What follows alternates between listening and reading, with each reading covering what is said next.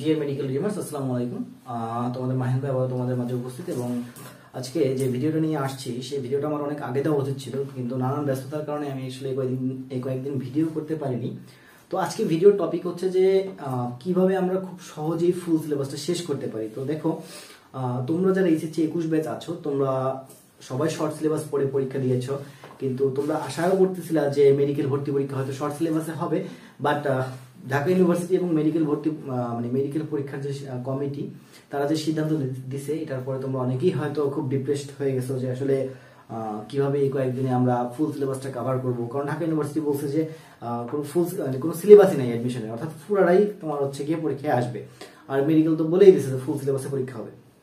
তো দেখো, আমি অনেক আগে কিন্তু ভিডিও করছিলাম এবং তখন আমি বলে দিয়েছিলাম যে আসলে ফুল সিলেবাস হওয়ার সম্ভাবনাটাই সবচেয়ে বেশি, কারণ ভাই এইটুকু আমরা বুঝি, অ্যাটলিস্ট পড়াইতে পড়াইতে এইটুকু বোঝার মতো আমাদের বোঝার মতো ক্ষমতা হয়েছে। সো যা বলি সবকিছু কিন্তু ভেবে চিন্তেই বলি। হ্যাঁ, তো আমার যে প্রেডিকশনগুলো আমি দিই বিভিন্ন ভার্সিটি নিয়ে, মোটামুটি প্রেডিকশনগুলো খেটে যায়, কারণ এগুলো নিয়ে আমি ঘাটাঘাটি করে করে তারপর এত দূরে আসছি। ঠিক আছে, তো যাই হোক, আসল কথায় আসি। তো আজকে আমি বেসিক্যালি একটু অ্যানালাইসিস করবো যে এই কয়েকটা দিনে আমরা কিভাবে আসলে মেডিকেলের জন্য প্রিপারেশন নিতে পারি। হ্যাঁ, তো আমি যদি তোমাদের জায়গায় হতাম তাহলে আসলে আমি আমার পড়াশোনার দিনগুলো এইভাবে ভাগ করতাম, যেটা আমি এখন তোমাদেরকে দেখাবো। সো দেখো, আসলে আমাদের হাতে খুব বেশি কিন্তু সময় নেই। যদি আমরা হিসাব করি তাহলে 2 মাস সময় আছে। এটা অনেক কম একটা সময়। আবার তুমি যদি এটাকে কাজে লাগাইতে পারো ঠিক মতো, তাহলে এটা অনেক বেশি সময়। হ্যাঁ, তুমি যদি ঠিক মতো 2 মাসকে কাজে লাগাইতে পারো তাহলে এটা অনেক বেশি একটা সময়। আর তুমি যদি কাজে না লাগাও তাহলে 6 মাসের কিছু না। ওকে, সো একটু মনোযোগ সহকারে খেয়াল করো, পুরো ভিডিওটা দেখবে, আশা করি তোমার জন্য অনেক উপকার হবে। সো বেসিক্যালি দেখো, আমাদের হাতে সাবজেক্ট আছে কি দেখো, বায়োলজি আছে, কেমিস্ট্রি আছে, ফিজিক্স, জিকে এবং ইংলিশ। তো বায়োলজিতে আমাদের চ্যাপ্টার আছে 24টা, কেমিস্ট্রিতে আছে 10টা, আর ফিজিক্সে আছে 21টা। ওকে, আচ্ছা, এখন দেখো এই টোটাল আমাদের কাছে চ্যাপ্টার আছে 55টা চ্যাপ্টার আছে। এখন এই 55টা চ্যাপ্টার পড়ার জন্য আমাদের হাতে কি পরিমাণ সময় আছে? ধরি আজকে ফেব্রুয়ারি মাসের 1 তারিখ, মানে এই কয়েকটা দিন আমি বাদ দিলাম, তাহলে ফেব্রুয়ারি মাসের 1 তারিখ থেকে তুমি পড়াশোনা শুরু করছো, তাহলে ফেব্রুয়ারি মাসে হচ্ছে 28 দিন, আর মার্চ মাসে হচ্ছে 31 দিন। যেহেতু এপ্রিলের 1 তারিখে পরীক্ষা, 1 এপ্রিল যেহেতু পরীক্ষা তোমাদের, যদি সবকিছু ঠিকঠাক থাকে তাহলে 1 এপ্রিল পরীক্ষা হবে। তাহলে তোমাদের হাতে সময় আছে এই পর্যন্ত 59 দিন, 59 ডেজ, ফেব্রুয়ারি 1 তারিখ থেকে। তো এটাকে আমি 59 ডেজ ধরবো না, এটাকে আমি 58 ডেজ ধরবো, কারণ মেডিকেল পরীক্ষার আগের রাত আমি হিসাব করতেছি না। ঠিক আছে, তাহলে মাসটাকে আমি 30 দিনে ধরে ফেললাম। এখন খেয়াল করো, তাহলে আমরা এই 58 দিনকে বিভিন্নভাবে ভাগ করব। কিভাবে দেখো, রিডিং ডেজ মানে পড়াশোনার জন্য একদম কনসেপ্ট যেটা আমি পড়বো, মেইন বই পড়াশোনা, তারপর হচ্ছে কি যাবতীয় যা আছে যেগুলো আমি শিখবো বা শেখার দরকার আছে, এরকম পড়াশোনার জন্য আমাদের হাতে সময় আছে 28 দিন, 28 ডেজ। ওকে, 28 দিন নিলাম। এরপরে আমাদের ফার্স্ট রিভিশন। দেখো, আমি নিজেও কিন্তু মেডিকেল কোচিং করা স্টুডেন্ট এবং আমি কিন্তু মেডিকেল চান্স পাই না। আমি পড়াশোনা করতেছি রাজশাহী বিশ্ববিদ্যালয়ে ইলেকট্রিক্যাল অ্যান্ড ইলেকট্রনিক ইঞ্জিনিয়ারিং ডিপার্টমেন্টে। তো আমার সেকেন্ড টাইম মেডিকেল পরীক্ষা দেওয়ার সময় আমি কিন্তু একটা জিনিসের খুব অভাব ছিল, সেটা হচ্ছে রিভিশন। আমি কিন্তু রিভিশন ভাবে দিইনি, আমি জাস্ট পড়ে গেছি, কনসেপ্টগুলো পড়ে গেছি, কোশ্চেন প্র্যাকটিস করছি, কিন্তু মেইন বইটা আমি রিভিশন দিই নাই। এই জন্য কিন্তু আমি অনেক বড় একটা ক্ষতির শিকার হয়েছি, মানে অনেক বড় একটা লস করছি। ওকে, তো আমি চাই না তোমরা এই লসটা করো, এই জন্য বই অনেকবার রিভিশন দিতে হবে। ঠিক আছে, তো দেখো, ফার্স্ট রিভিশনের জন্য আমি ধরে নিলাম তোমার সময় আছে 10 দিন, 10 দিন রাখলাম। এক্সামস ডে, অবশ্যই পরীক্ষা দিতে হবে, কারণ একটা কথা আছে, practice makes a man perfect. তুমি কিন্তু পরীক্ষার হলে গিয়ে কনসেপ্ট লিখে আসবা না, তুমি কিন্তু পরীক্ষার হলে গিয়ে কি লিখবা? প্রশ্নের উত্তর দিবা, তাই না? সো তোমাকে কিন্তু এখন থেকে প্রশ্ন প্র্যাকটিস করতে হবে। তুমি যদি প্রশ্ন প্র্যাকটিস না করো তাহলে কিন্তু তুমি পারবে না। সো প্রচুর পরিমাণে পরীক্ষা দিতে হবে। তো এই এক্সামস ডে এর জন্য আমি তোমার হাতে সময় রাখলাম 10 দিন। ওকে, এবার পরীক্ষা দেওয়া শেষ, তারপর তুমি চলে আসবে সেকেন্ড রিভিশনে। ওকে, সেকেন্ড রিভিশনের জন্য তোমার হাতে সময় থাকবে 10 দিন। তাহলে দেখো, 28 আর 10 38, 38 আর 10 48, 48 আর 10 58। খুবই সিম্পল ওইটা ভাগ করব। দেখো, পড়াশোনাটাকে কমপ্লেক্স করার দরকার নাই, আমরা পড়াশোনাটাকে অনেক কমপ্লেক্স করি। ঠিক আছে, এত কমপ্লেক্স করার দরকার নাই, খুবই সিম্পল ভাবে ভেঙে ভেঙে পড়ো, কঠিন জিনিসটাও সহজ হয়ে যাবে। খুবই সিম্পল ভাবে করার চেষ্টা করো, খুব বেশি হামড়ি চিন্তা ভাবনা ডিপ থটে যাওয়ার দরকার নাই, যেটুকু দরকার সেইটুকু পড়ো। ওকে, আর পড়াশোনাকে খুব সিম্পল ওয়েতে ভেঙে ভেঙে পড়বা। দেখো, ফার্স্ট অফ অল কাজ কি হবে, তোমার ফেব্রুয়ারি 1 তারিখ থেকে 28 দিন, মানে পুরো ফেব্রুয়ারি মাস, ফুল ফেব্রুয়ারি মাস তুমি কি করবা? শুধুমাত্র কনসেপ্ট প্র্যাকটিস করবা, কনসেপ্ট প্র্যাকটিস করা মানে কি, তোমার এই যে মেইন বইগুলো আছে, মেইন বইগুলো থেকে যেগুলো দাগানো আছে বা যেগুলো আর কি তোমার কোচিং সেন্টার থেকে দাগাই দেওয়া হয়েছে বা তোমার বাসার ভাইয়া যেগুলো দাগাই দিছে বা অনলাইন ক্লাসে যেগুলো দাগানো আছে, এই যে বিভিন্ন রিসোর্স থেকে তুমি যেগুলো কালেক্ট করছো সেগুলো জাস্ট প্র্যাকটিস করবা, পড়বা, প্র্যাকটিস করবা আর পড়বা। ওকে, এরপরে তুমি মার্চের 1 তারিখ, হ্যাঁ মার্চের 1 তারিখ থেকে 10 তারিখ পর্যন্ত ফার্স্ট রিভিশনে চলে যাওয়া। এবং রিভিশন দেওয়ার সময় আমরা দেখতে পাই মানে অনেকেই চিন্তা করে যে রিভিশনটা অনেক আস্তে আস্তে দিব বা একটু সময় নিয়ে দিব, না, রিভিশনটা যত দ্রুত সম্ভব দিতে হবে। হ্যাঁ, রিভিশন দেওয়ার ক্ষেত্রে স্লোলি কোনো কাজ করা যাবে না, খুব দ্রুত রিভিশন দিতে হবে, কোনো স্লোলি কোনো কাজ করা যাবে না। ফার্স্ট রিভিশন দেওয়া শেষ, এবার তোমার মোটামুটি আর কি পুরো সিলেবাস সম্পর্কে ধারণা চলে আসছে, মেডিকেলে পড়াশোনা সম্পর্কে তোমার খুব সুন্দর একটা ধারণা চলে আসছে, এখন তোমাকে এক্সাম দিতে হবে। ওকে, তো এরপর তুমি চলে যাবে এক্সাম, এবং এক্সামের জন্য কোশ্চেন কই পাবা, এটা একটা কোশ্চেন, তাই না? তুমি তো কোচিং সেন্টারে ভর্তি আছো বা বিভিন্ন অনলাইন ব্যাচে ভর্তি আছো, তো সেখানে যে এক্সামগুলো হয় সেই এক্সামগুলো দিবা, ঠিক আছে? এরপর যদি অতিরিক্ত কোশ্চেন লাগে তাহলে হচ্ছে গিয়ে ডেসক্রিপশন বক্সে যেতে পারো, ওখানে অতিরিক্ত কোশ্চেনের লিঙ্ক পাবা। ওকে, আচ্ছা, এবার সেকেন্ড ডিভিশনে চলে আসো, ঠিক আছে? যখন তোমার পরীক্ষা দেওয়া শেষ, এখানে কি কি পরীক্ষা দেবা এটাও বলে দিচ্ছি। এখানে তুমি চ্যাপ্টার ওয়াইজ পরীক্ষা দেবা, সাবজেক্ট ফাইনাল দিবা, হ্যাঁ, সাবজেক্ট ফাইনাল, পেপার ফাইনাল, ওকে, তারপরে ফাইনাল মডেল টেস্ট, এগুলো। তো এইভাবে তুমি হচ্ছে কি চ্যাপ্টার ওয়াইজ পরীক্ষা দেবা, তারপর হচ্ছে চ্যাপ্টার ওয়াইজ পরীক্ষা দেওয়ার পর পেপার ফাইনাল, তারপরে সাবজেক্ট ফাইনাল, তারপরে ফাইনাল মডেল টেস্ট। এই 10 দিনে তুমি এগুলো কমপ্লিট করবা। দেখো, একটা কথা আমি সবসময় বলি, সেটা হচ্ছে কি পড়াশোনা তোমাকে কেউ আইসা করে দেবে না, বা অন্য কেউ তোমার হয়ে পড়াশোনাটা করে দিবে না, বা তোমাকে খাওয়াই দেবে না। সোজা হিসাব, নিজের পড়াশোনা নিজেই করতে হবে। আমরা অনেকই সময় অজুহাত দেখাই যে আমার ভাইয়া নাই বা আমার বাসার টিচার নাই, আমি কোনো কোচিং এ ভর্তি নাই, হ্যাঁ, এই জন্য হচ্ছে কি আমি পিছিয়ে যাচ্ছি। আসলে এগুলো আসলে ভুল কথা। তুমি নিজে চেষ্টা করো। Self tutor is the best tutor. হ্যাঁ, নিজেকেই নিজে শিখাও, সবচেয়ে ভালো শিখতে পারবে। ওকে, আচ্ছা, তো তোমার যখন পরীক্ষা দেওয়া শেষ হয়ে যাবে, তারপর তুমি সেকেন্ড ডিভিশনের দিকে চলে যাবে। সেকেন্ড ডিভিশন দেবা 10 দিন ধরে। ওকে, তাহলে এইভাবে তুমি টোটাল তোমার পুরো প্যাকেজটা কমপ্লিট করবে। এখন এই বই কি বই পড়বা, দেখো, বায়োলজির জন্য বেসিক্যালি আমরা গাজী আজমল স্যারকে ফলো করি এবং আবুল হাসান স্যারকে ফলো করি, ঠিক আছে? গাজী আজমল স্যার হচ্ছে কি আমরা জুলজির জন্য ফলো করি।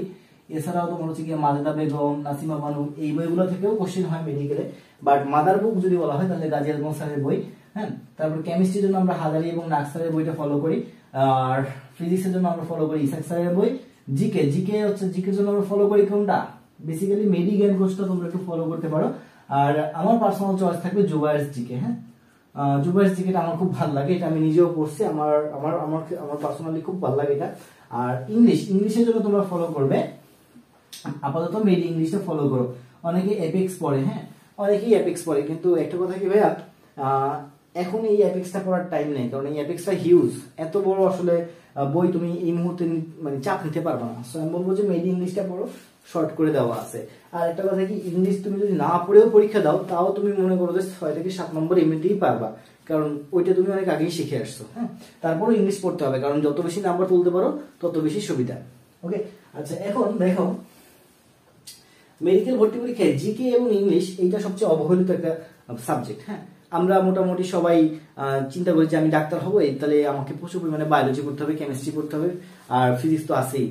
ইংলিশে জিকেতে কম নাম্বার হওয়ার কারণে এটাকে আমরা নেগলেক্ট করি। আসলে এটা নেগলেক্ট করার কিছু নাই। তুমি একটা জিনিস চিন্তা করো, জিকে এবং ইংলিশ, হ্যাঁ, জিকে ইংলিশ মিলাই তোমার টোটাল 25 নম্বর।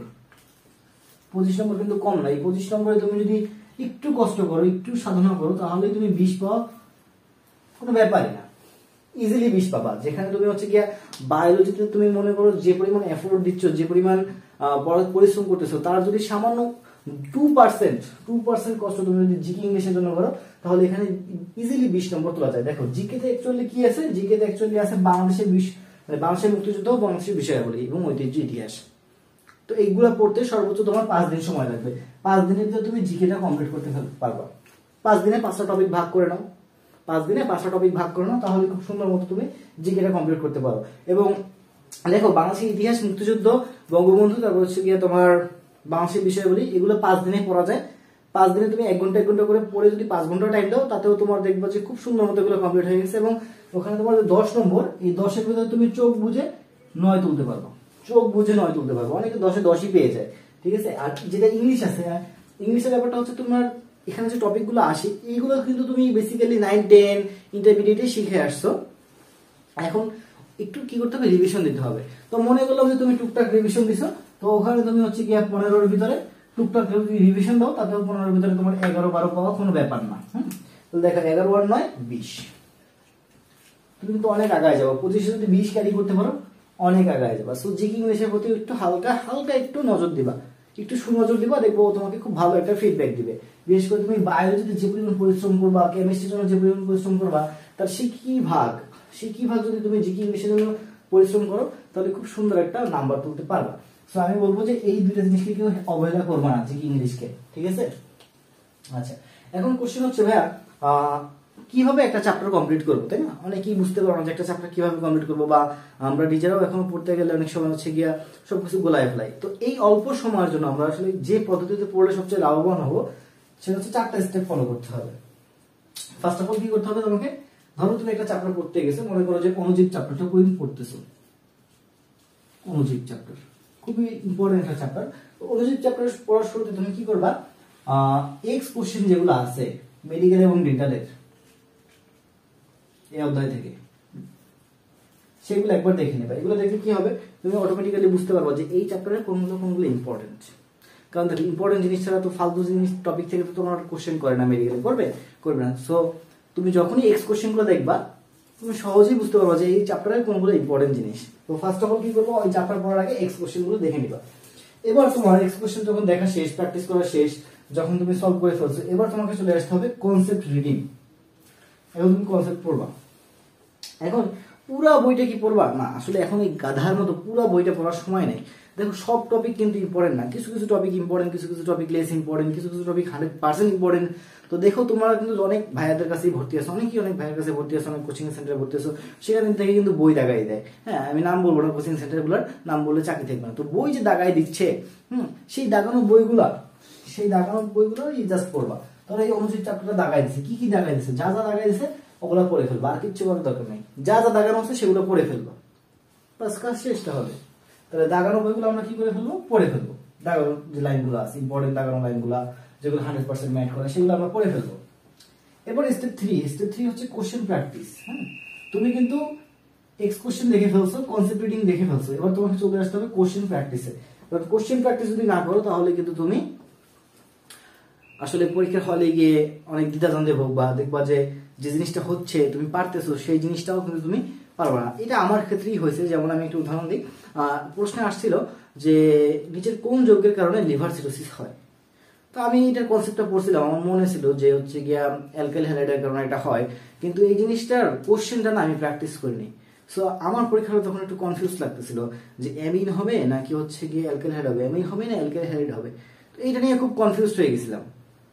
বাট আমার কাছে যে কোশ্চেন ব্যাংকটা ছিল সেখানে কিন্তু এই কোশ্চেনটা ছিল। আমি যদি একটু প্র্যাকটিস করে যেতাম, ওটা যদি একটু কোশ্চেনগুলো দেখে যেতাম, তাহলে আমার কিন্তু ওই কোশ্চেনটা ভুল হতো না, পারা জিনিসটা আমি ভুল করতাম না।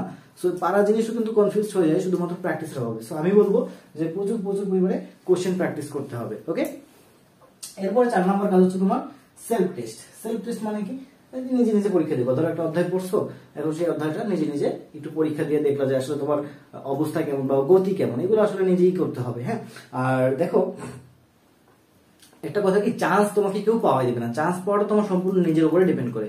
তুমি কেমন পড়তেছো, তুমি কতটুকু নিজের কেয়ার করতেছো, কতটুকু নিজেকে দিচ্ছ, এইটার উপরে ডিপেন্ড করে চান্স পাওয়া। তুমি যদি না পড়ো, তাতে যতই ভালো টিচার হোক, যত ভালো ভাই হোক, যত ভালো বই হোক, লাভ নাই।